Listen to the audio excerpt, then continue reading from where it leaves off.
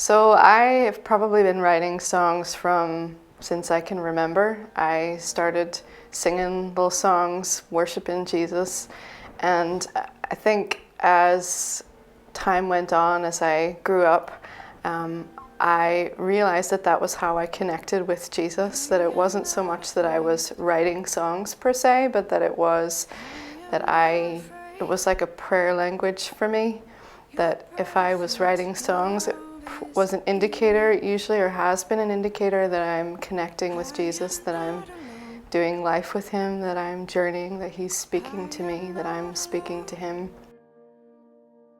In the last year, perhaps especially, there's been a lot more songs that have come through and that have felt like maybe I should share them with somebody else. So as I've brought them to our community, the songs have connected with other people, and I guess that's why we're doing what we've done over the past few weeks and recorded them and laid some of them down, because it seems that some of them are blessing other people.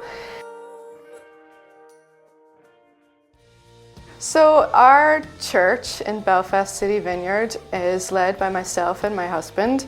We have been leading that church for almost 11 years.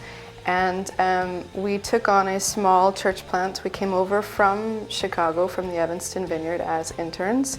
And we did everything from cleaning toilets to doing outreaches and shining shoes and preaching and leading worship. We did whatever needed done.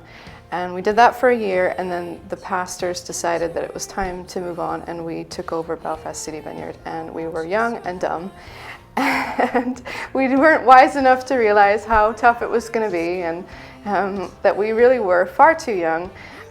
We said yes, and the church said yes, and we have had an awesome time of discovering what it actually means to lead a church, and how challenging it really is, but also how faithful God is in it, and that he has used us in spite of our weaknesses, in spite of our brokenness.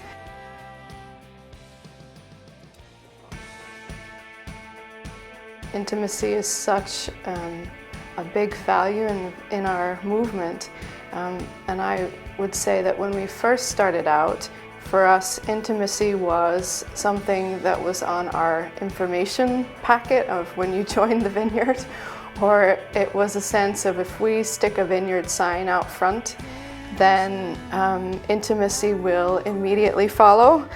We did not have any comprehension that we would have to contend for intimacy in our own lives, that we would have to contend for intimacy in the lives of our people, that it would cost us something, that it would be probably the most difficult thing that we would have to do, especially in our religious context in Northern Ireland.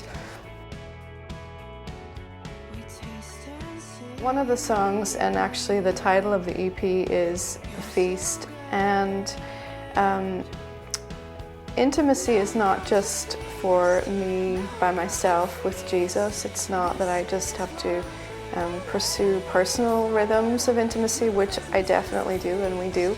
And The Feast is a song that describes what that looks like for me.